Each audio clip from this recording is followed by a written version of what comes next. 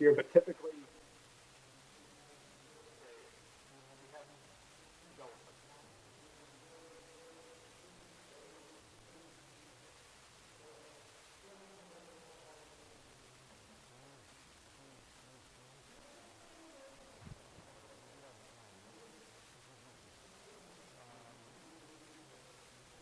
we went to Chicago by bus, Pennsylvania.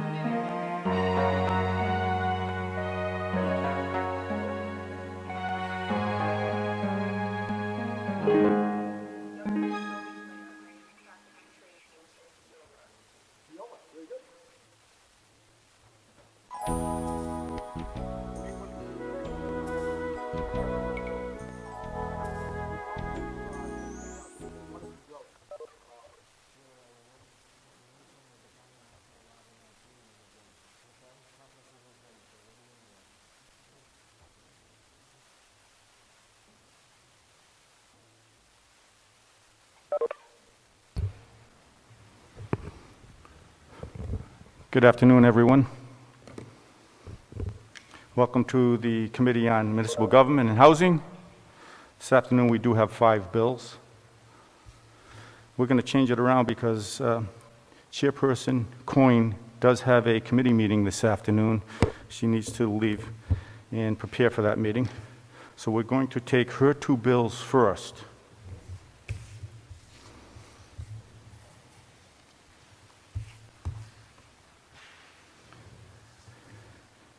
And that would be Bill 0655 and 0656. And we'll speak on both of those bills. Before we start, can we take a roll, please?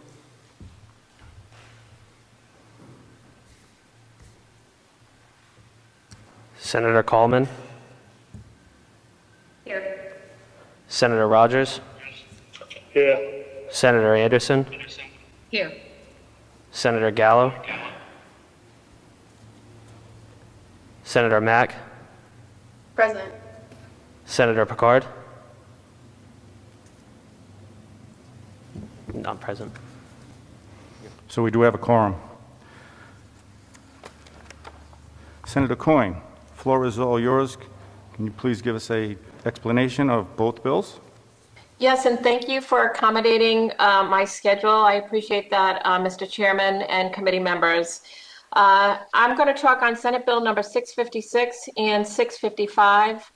And I'm going to go in reverse order because the first one, 656, has to do with repealing the requirement that the Bristol County Water Authority, who services the water needs of the East Bay, maintain its reservoirs, wells, well sites, water treatment plants within its jurisdiction in good, sound, safe condition. Basically, that has to deal with 2 dams that the Bristol County Water Authority must maintain. And then the second bill has to do with deleting a portion of the enabling statute for the Bristol County Water Authority, which calls for the state being mandated to upgrade the current Bristol County water system reservoirs, wells, transmission lines, which actually have to do with the two dams themselves.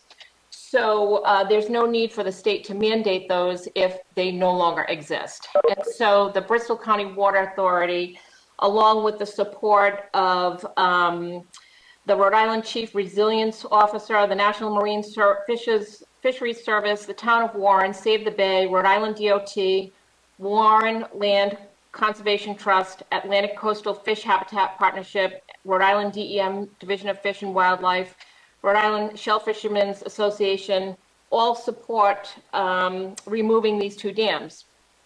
Now, if I can just backtrack a little bit, the Bristol County Water Authority gets its water from a pipeline from the Scituate Reservoir. So that's the main source of water for Bristol County Water Authority customers.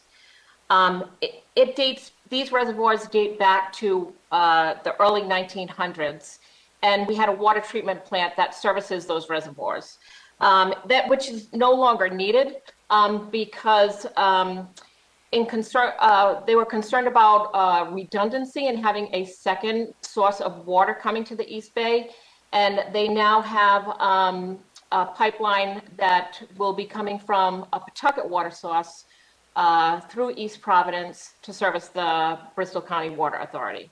So we have the pipeline that comes from Scituate, Providence Water, and the second source will be coming from Pawtucket.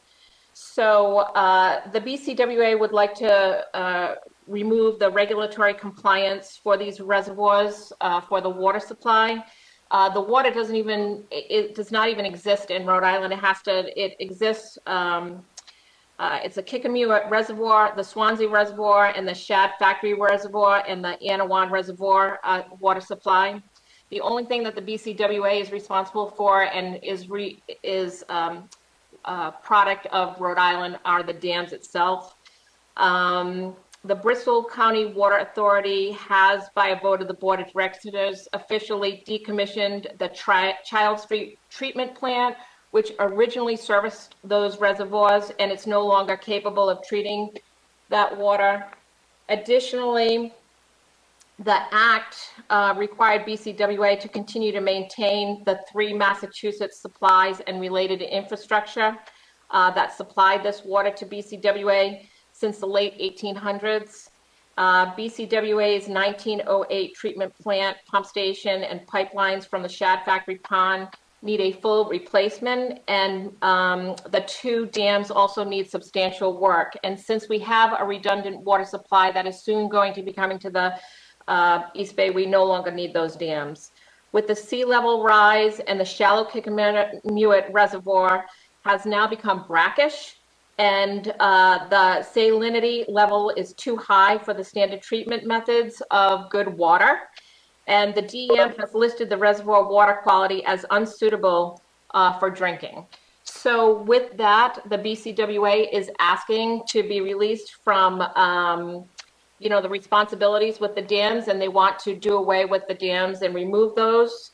And right now, according to a letter submitted today by the executive director, RIDOT is scheduled to perform some work in 2021 with the dam removals tentatively scheduled for 2022.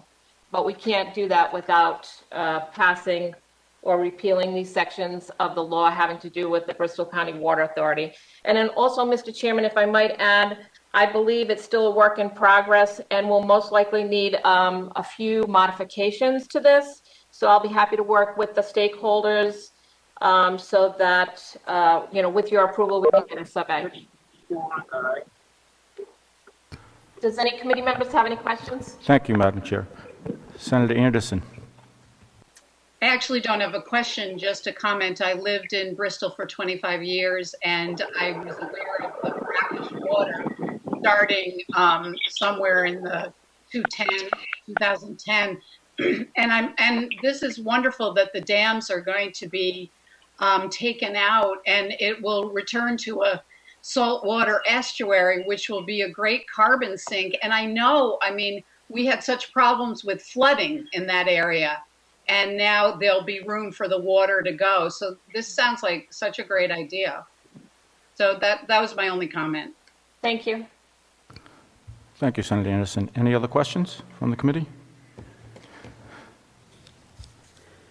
Chairperson Coyne, I have one. The water treatment plant, has that been completely decommissioned and abandoned? And do they have any plans for that? I believe so. By a vote of the Board of Directors, they officially decommissioned the Charles Street treatment plant, and it's no longer capable of treating water or anything else. Senator, do they have any plans for that building? We do not know what the plans are for that building. Okay, thank you, Senator. We do have two people signed up to testify on this, both bills. We're going to try to get them on the phone right now. Give us 1 second.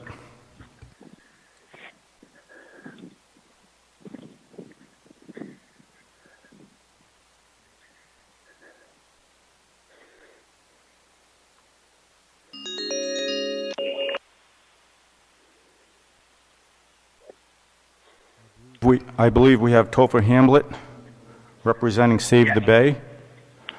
The floor's Thank you. Floor's all yours. Thank you, Chairman Lombardo and members of the committee. My name is Topher Hamblett. I'm Director of Advocacy for Save the Bay. I'm also a Bristol County Water Authority customer as well in the East Bay, and I'm here to express Save the Bay's strong support for S655 and 656. I was very happy to hear Senator Anderson's remarks about what this project is really all about. The Senate recently passed the Act on Climate bill to cut greenhouse gas emissions, and you will soon take up a bill, S35, known as Oscar, to help fund these kinds of projects that the Bristol County Water Authority needs to do. So the bills before you would allow the authority to proceed with its projects to remove old, out-of-date, out-of-use infrastructure and begin the transformation of a damaged coastal ecosystem, damaged by that infrastructure that the authority has used for more than a century, and bring it back to something that is healthy and thriving. So by passing these bills, you will help the Bristol County Water Authority achieve some great ecological benefits, public safety benefits in terms of flood management, and then over time, recreational economic benefits that will come with a restored and improved and transformed system of wetlands and particular river watershed itself. So Save the Bay strongly supports this legislation, and we thank Senators Coyne, Felag, and Seveny for introducing it. Thank you. Thank you, Mr. Hamblett. Any questions for Mr. Hamblett from the committee members? Seeing no questions, Mr. Hamblett, thank you very much for your testimony. Have a great evening. Thank you, sir. Next to testify is Michael Crawford from the Bristol County Water Authority.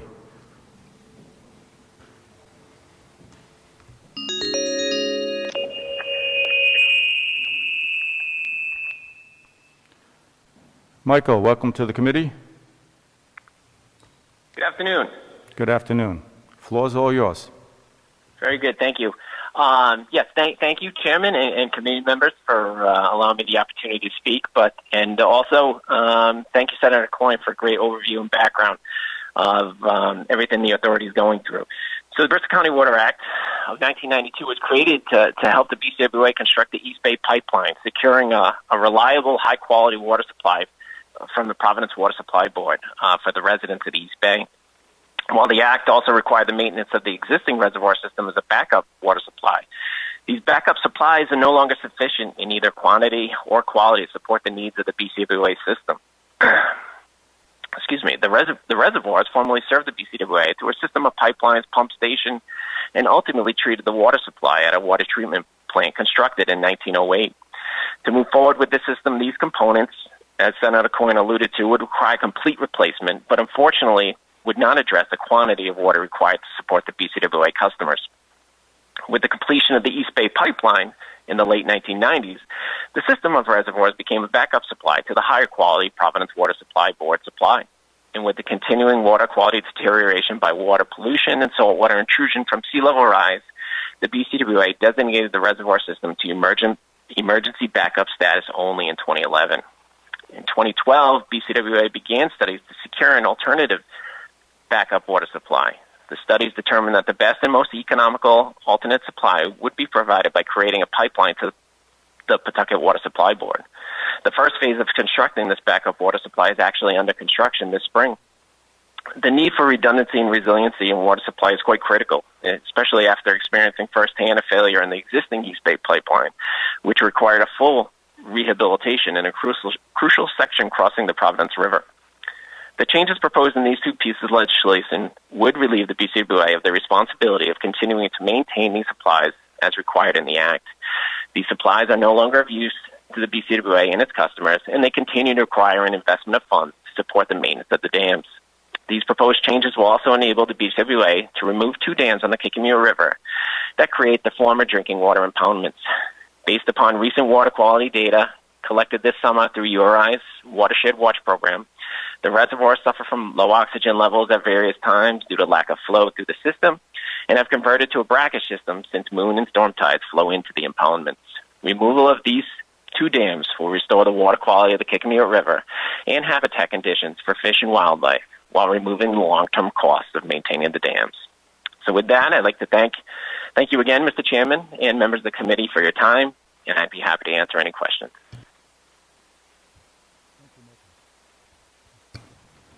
Questions from the committee? Seeing none. Michael, thank you very much for your testimony. Please enjoy your evening. You as well. Thank you again. Those are the 2 people that did sign up. Do we have any questions or comments from the committee on these 2 bills? Hearing none. Due to the fact there are going to be some modifications and language changes coming out, do I hear a motion to hold for further study? Motion to hold for further. By Senator Rogers. Do I hear a second? Second. By Senator Coleman and Senator Mack. Clerk, take a roll, please. Chairman Lombardo, Yes. Senator Coleman, Yes. Senator Rogers, Yes. Senator Anderson, Yes. Senator Gallo, Yes. Senator Mack, Yes. Senator Picard,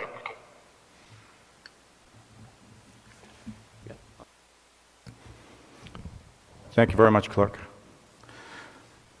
Give us 1 second. We're going to pull up Senator DePalmer, his next bill.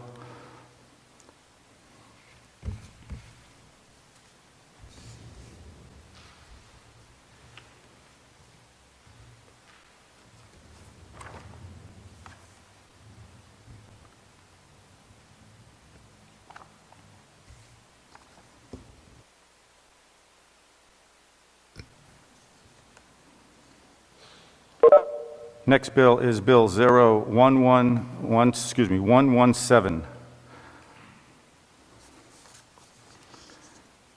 relating to Highways, Rhode Island Turnpike and Bridge Authority. Senator Palmer, welcome to the committee. Mr. Chairman, thank you very much. Members of the committee, the bill you have before you is pretty basic, pretty straightforward with what the request is, and we'll talk about the why. Obviously, it's safety. It's about another great topic about suicide prevention. I'm not certain, Mr. Chairman, members of the committee, who else you have on tap to testify. I will be brief to articulate what this does, where else it's been done. But as he talks about here, it's about erecting a safety barrier on 3 of the bridges: the Mount Hope Bridge, the Claiborne-Pell Bridge, Claiborne-Pell-Newport Bridge, and the Jamestown-Verrazano Bridge. And we have that being done in place by January 1st, 2023.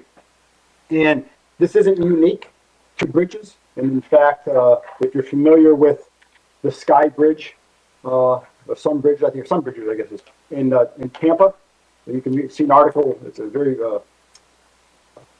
moving article with regards to what they've done there and putting up a steel netting through about a mile and a half, so to speak, on that bridge to prevent suicide, basically, as a safety mechanism.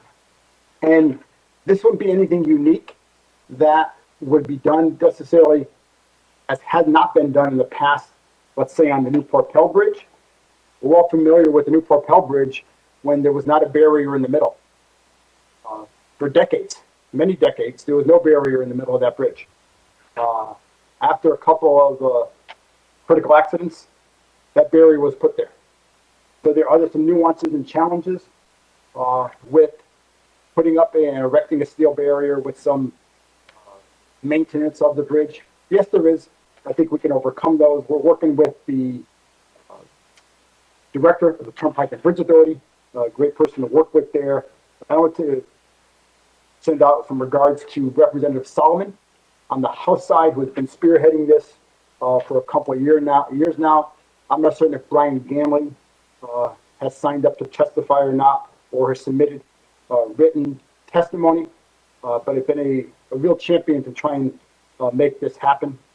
You also have testimony, I believe, from the Good Samaritans. We've heard their testimony in the past. Obviously, extremely moving, what they provide. So in a nutshell, we know why. Look at from a safety perspective, we can save some lives with this. Does it cost some money? Yes. Probably not as much as you might think, based on what I've been able to look at for what the bridge in Tampa. And we need to figure out how to make this happen like we've done other safety measures on the Newport Pell Bridge. And there'd be other nuances that would manifest themselves from the Jamestown Verrazano Bridge or the Mount Hope Bridge. So with that, Mr. Chairman, I'll turn it back to you. Thank you, Senator DePalmer. Senator DePalmer, I have a couple questions.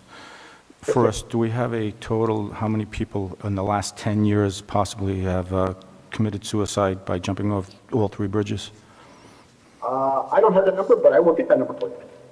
Other people who would testify may have that number. I don't have that. Okay. Also, Senator DePalmer, have you done a fiscal note on what this would cost the state of Rhode Island? There may be some estimates. I'm not aware of any potential fiscal note for this. Or need to have some type of a design. I'll give you an estimate, Mr. Chairman, members of the committee, and I'll send yourself, and you can choose to send to the members of the committee as well, a very moving article from the Tampa Times, Tampa Herald, or whatever. I think they had a number of $3.4 million for a mile and a half barrier on that bridge. I would think with the additional rescue plan money that we're getting, with regards to one-time money, these are the kinds of things we all know you do with one-time money, capital projects, etc. This should be something we can look at and factor into that. Thank you, Senator. One other question, or Sure. actually one other comment. Right now, there is a wire mesh barrier that is currently being constructed on the Golden Gate Bridge in San Francisco. The Golden Gate Bridge is 8,981 feet long. Yep. The Newport Bridge is 11,247 feet long. The Jamestown Bridge is 6,890 feet long. So if you add those two, and I don't have the measurement of the Mount Hope Bridge, but if you add both of those in, you're looking at close to 19,000 feet, which is double, a little more than double what the Golden Gate Bridge is. And the estimated cost for the Golden Gate Bridge is $211 million.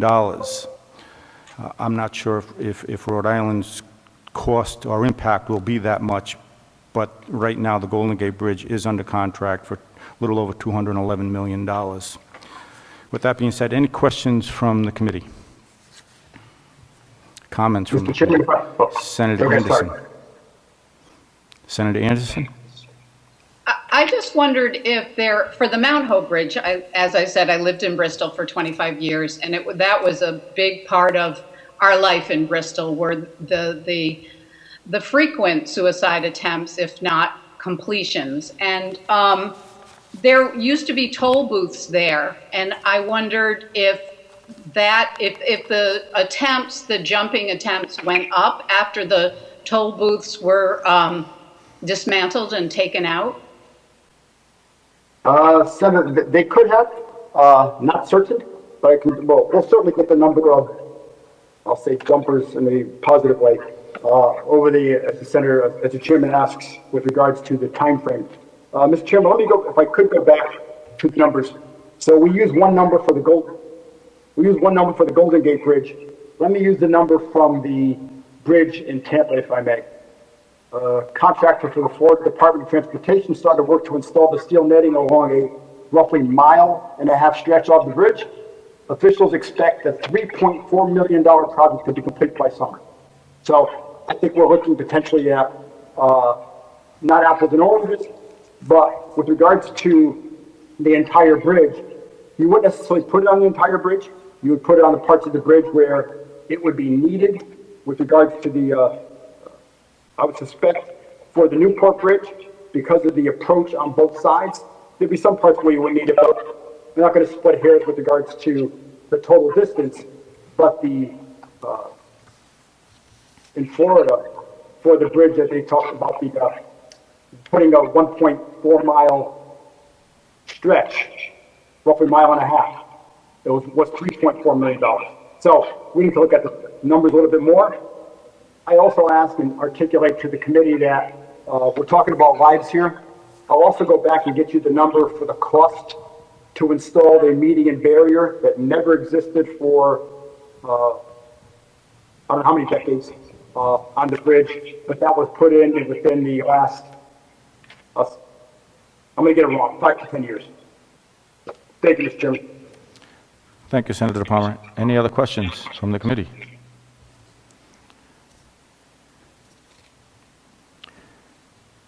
We do have 2 signed up to testify.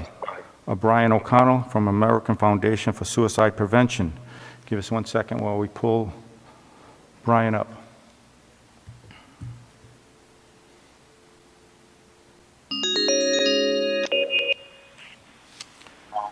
Brian, welcome to the committee. Thank you very much for being here.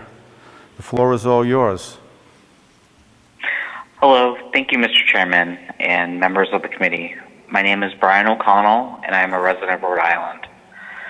I am speaking today in support of Bill S0117 to erect safety barriers or netting on the bridges of Mount Hope, Newport, and Jamestown bridges. To just start, I would urge the members of the committee and just members of the public to start using dying by suicide instead of committing suicide. I know it's not something that people really think about, but it's not a crime to die by suicide. It's an unfortunate outcome of the disease that claims many lives each year. As someone who has lost 3 family members to suicide, I know firsthand the devastating effects of the loss. To put up these barriers to prevent the loss of someone to suicide. The loss of someone to suicide is awful and leaves lasting effects for those left behind. To be able to prevent one's suicide makes these barriers worth the money. In this state, someone is lost to suicide every 68 hours. To put up these barriers is to maybe give the person and their family time to help and prevent yet another suicide. Thank you for this time to speak. Thank you, Brian. Any questions for Brian from the committee? Brian, thank you very much for your testimony. Please enjoy your evening. Thank you. You as well.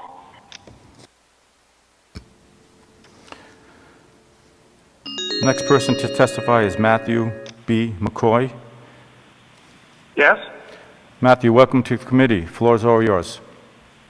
Yes, sir. I'm calling to testify in favor of the bill that would require barriers and safety nets to be placed on the Mount Hope Bridge, the Newport Bridge, basically the bridges in Rhode Island to protect against suicide.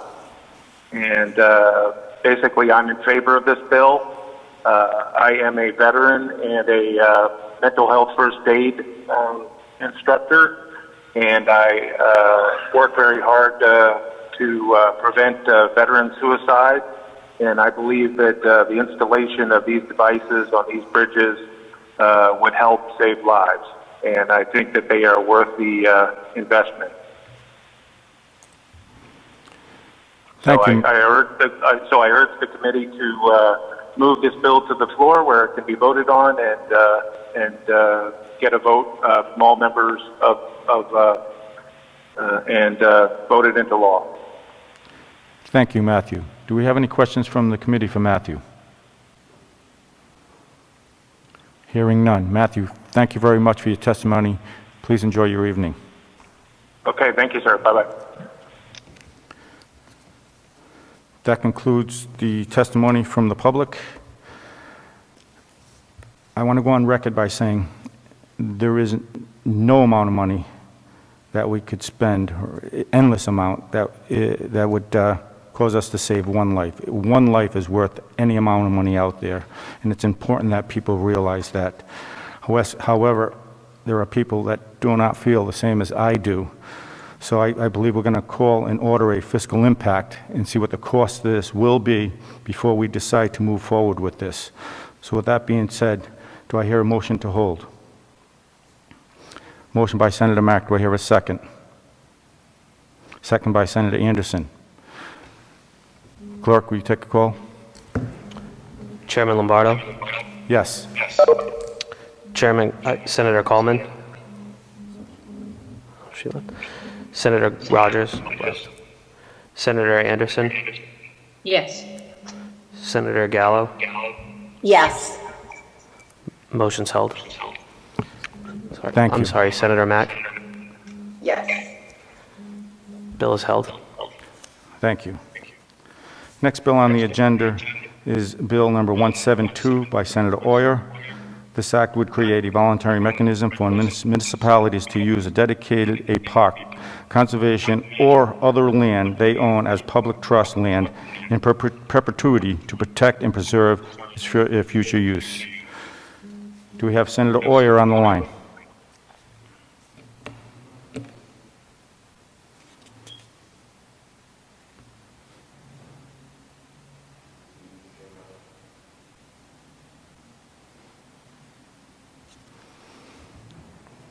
Trying to contact Senator Oyer. Give us a second.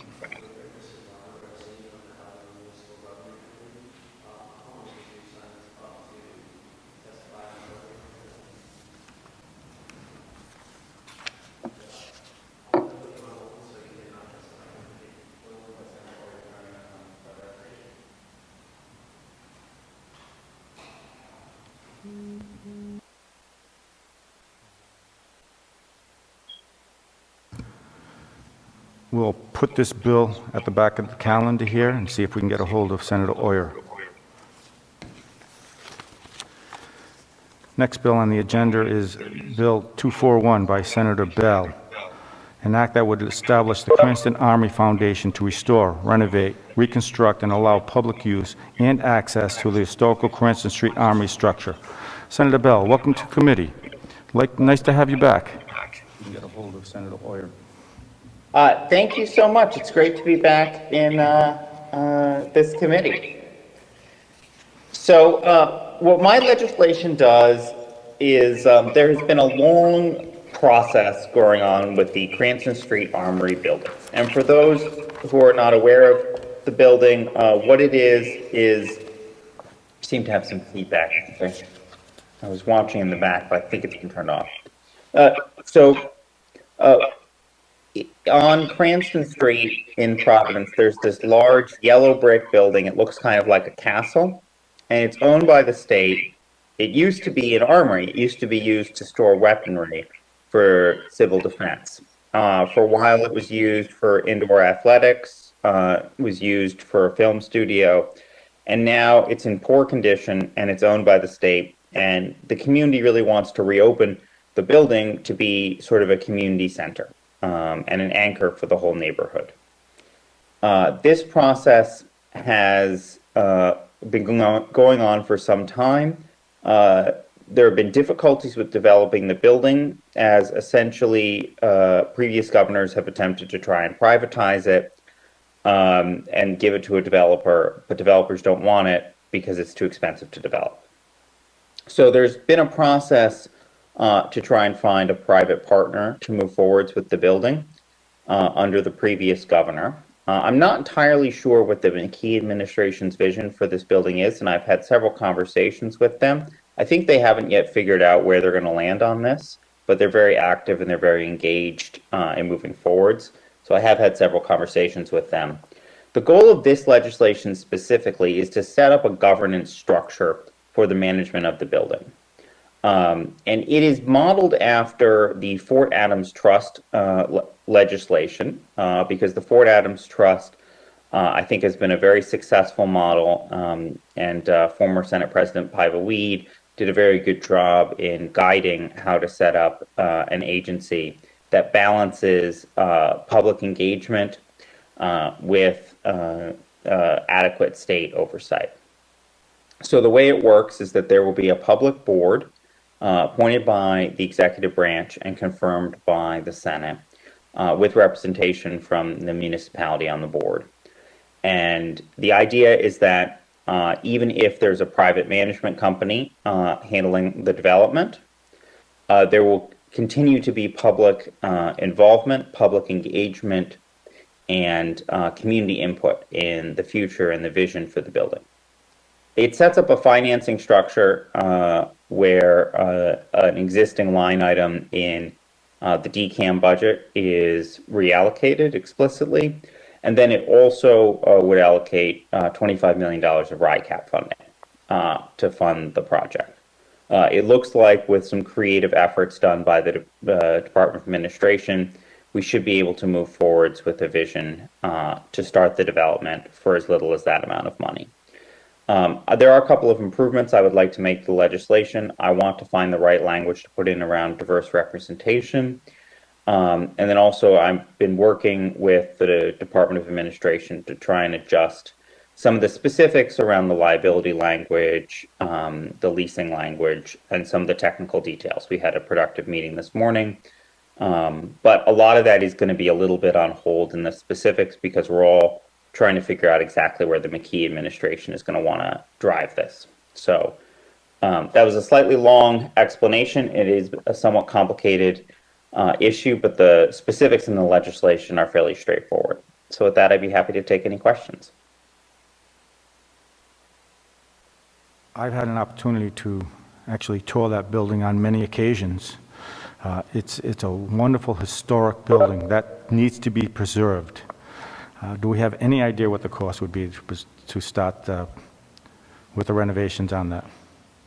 So, yes, we do. And I actually worked, and I really want to credit Director DeBace for helping me get a cost estimate. And this was actually quite a difficult thing to pull together. But I really want to take this opportunity to personally credit former Director DeBace for all the work he did to help us get that. The cost estimate I have is for opening up only the drill hall. And that cost estimate is, it's not a formal one, but they estimated it as at slightly over $20 million. So that's where the $25 million figure came from. There are several specific code issues that are going to need to be addressed. Ultimately, I think this building is going to need an application of the rehab code, but the exact specifics are going to depend on exactly what kind of code variance there is. So, for instance, there are questions about whether you can use the existing elevator shafts. Do you need an elevator that meets the modern elevator code, and do you have to get a new elevator shaft?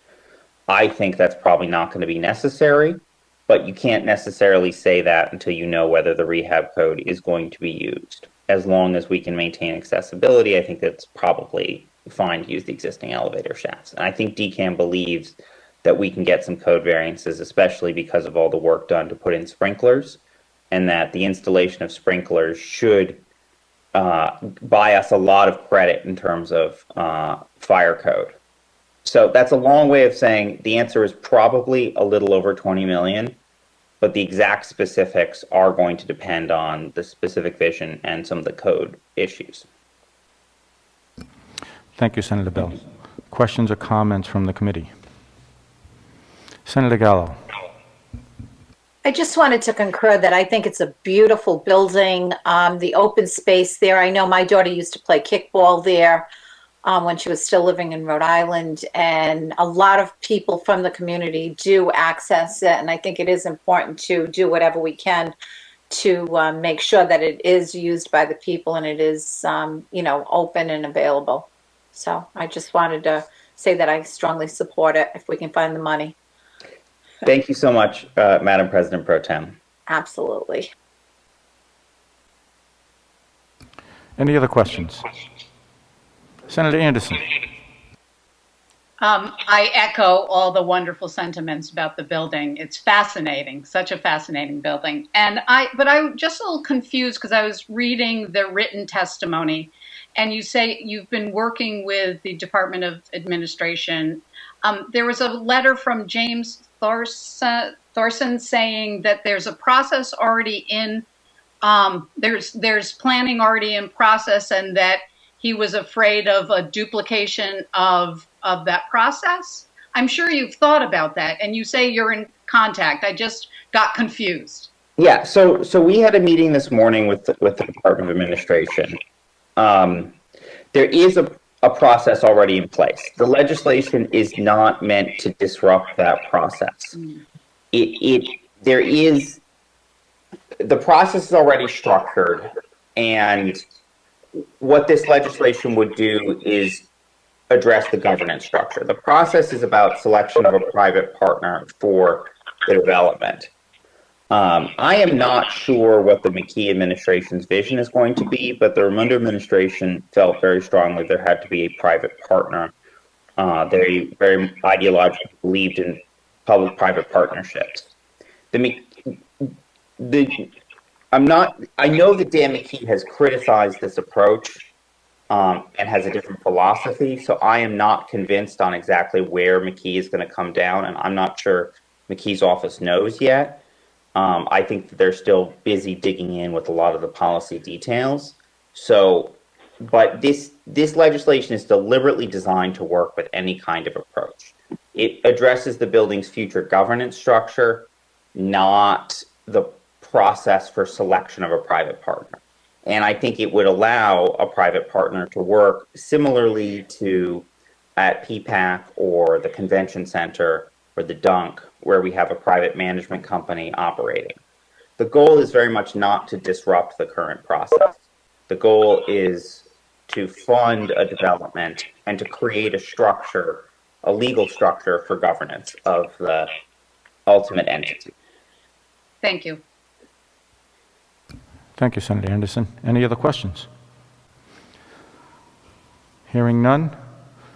As Senator Bell said, this is a work in progress, and when he's got it finalized, he can bring it back, hopefully, because this is certainly money well spent in preserving a historic building in Rhode Island. Do I hear a motion to hold? By Senator Gallo, second by Senator Mack. Clerk, take a roll, please. Chairman Lombardo, Yes. Senator Coleman, Yes.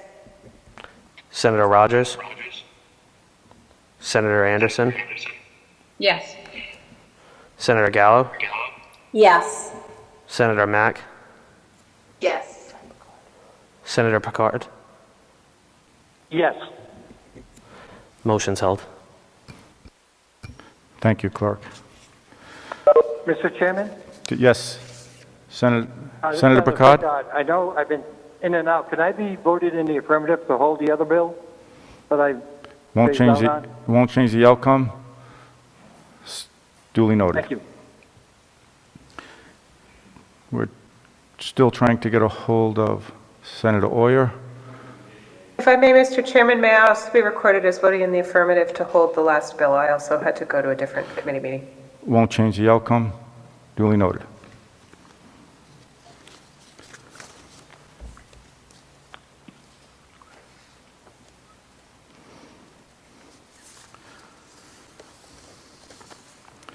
So that does bring us to Senator Oyer's bill, 0172. Since we can't get a hold of Senator Oyer, we are going to hold that for further study. However, there are two people that have signed up to testify on this bill, Rupert Friday from the Rhode Island Land Trust Council, and Thomas Rogers from the Narragansett Land Conservation Trust. So we will take Mr. Friday's testimony. Mr. Friday, welcome to the committee. You're here to testify on 172. Floor's all yours. I am Chairman Lombardo. Thank you. Good afternoon, and thank you, Chairman and members of the Housing and Municipal Government Committee. I'm Rupert Friday. I'm Executive Director for the Rhode Island Land Trust Council, which is a coalition of over 45 land trusts throughout the state that are working to protect the special places in our communities. Thank you for this opportunity to testify on Senate Bill 172, which enables municipalities to dedicate properties as public trust land. And thank you to Chair Oyer for sponsoring this legislation. The Land Trust Council supports Senate 172. Rhode Island has 19 municipal land trusts created by town charter or legislation with a mission of protecting open space properties and the special places in their community for future generations.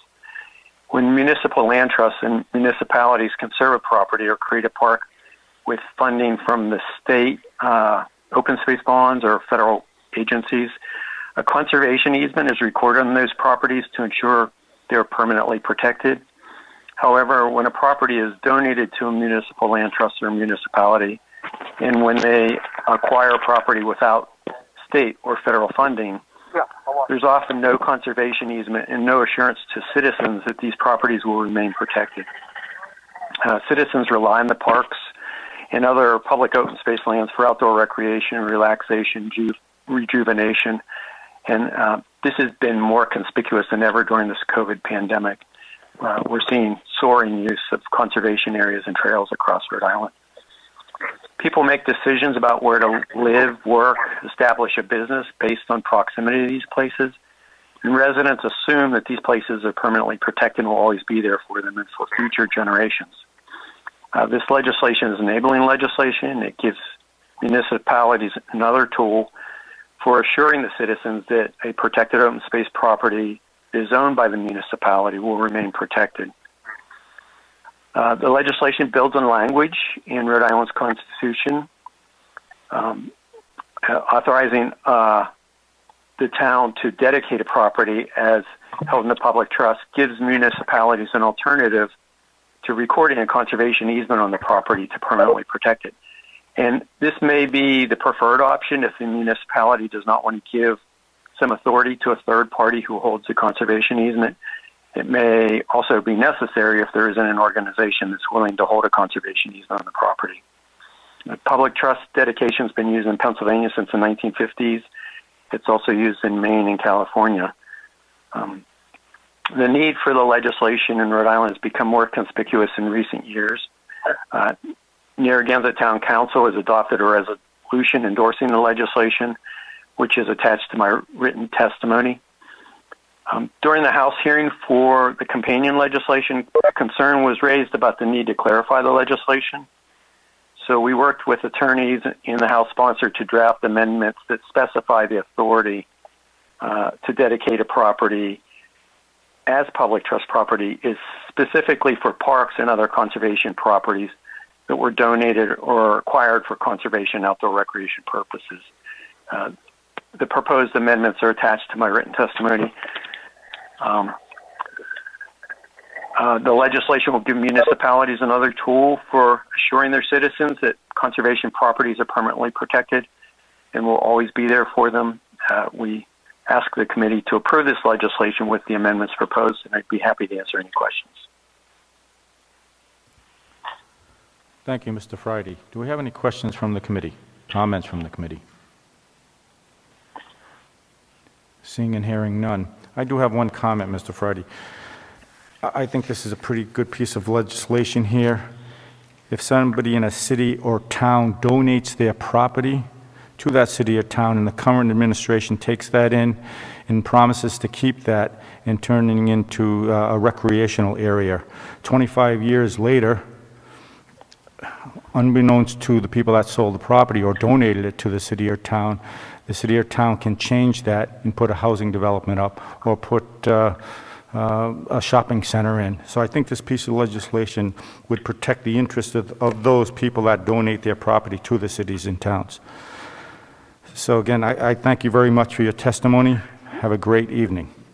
Thank you, Chairman. Next, we have Thomas Rogers from the Narragansett Land Conservation Trust. Give us 1 second while we pull him up. Thomas, welcome to the committee. Hi, I'm sorry. Chairman Lombardo, members of the committee, thank you very much. My name is Tom Rogers. I'm the chair of the Narragansett Land Conservancy Trust. It's a municipal land trust, and I'm speaking in support of Bill S-172. Over the past couple of years, we've been improving our stewardship of the properties the land trust has conserved since it was formed over 30 years ago. We discovered that the town conservation land, which had been acquired using RIDEM open space grants, are in fact protected through conservation easements, which are held by RIDEM. However, we also discovered that the town conservation properties donated to the town or acquired with municipal funds had no permanent protection. To say it another way, conservation properties, which town residents believe are permanently conserved, could be sold or converted to other uses with just 3 council votes. The Land Trust began working with the Rhode Island Land Trust Council to provide stronger protections for municipal conservation properties. One of these possible protection measures is to hold the properties in the public trust, which is the subject of this legislation. To demonstrate the need for the legislation codifying the town's authority to dedicate conservation properties as held in the public trust, the Land Trust asked the Narragansett Town Council to adopt a resolution dedicating the unprotected conservation properties as being held in the public trust. The Narragansett Town Council unanimously adopted this resolution on February 15. Senate Bill 172 clarifies the town's authority to dedicate conservation properties as held in the public trust by codifying this authority and protecting municipal conservation properties for future generations. On March 1st, the Narragansett Town Council unanimously adopted a resolution in support of S-172. A copy of the town's resolution was emailed to you and to others on March 17. And as Rupert mentioned, he has submitted a copy of the resolution with the Land Trust Council's written testimony for the hearing.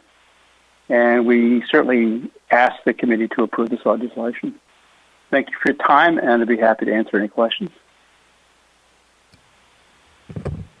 Thank you, Mr. Rogers. Any questions from the committee to Mr. Rogers?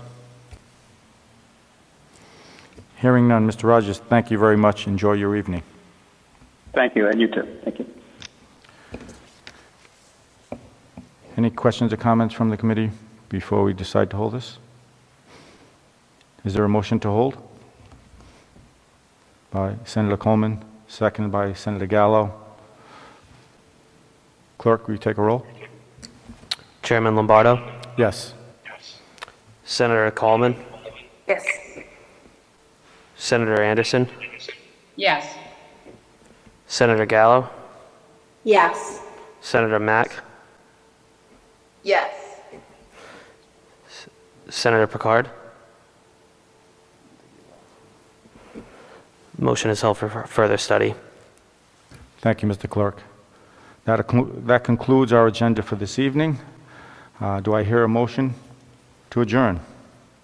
Motion by Senator Coleman, seconded by Senator Gallo and Senator Anderson. All in favor? Aye. All opposed?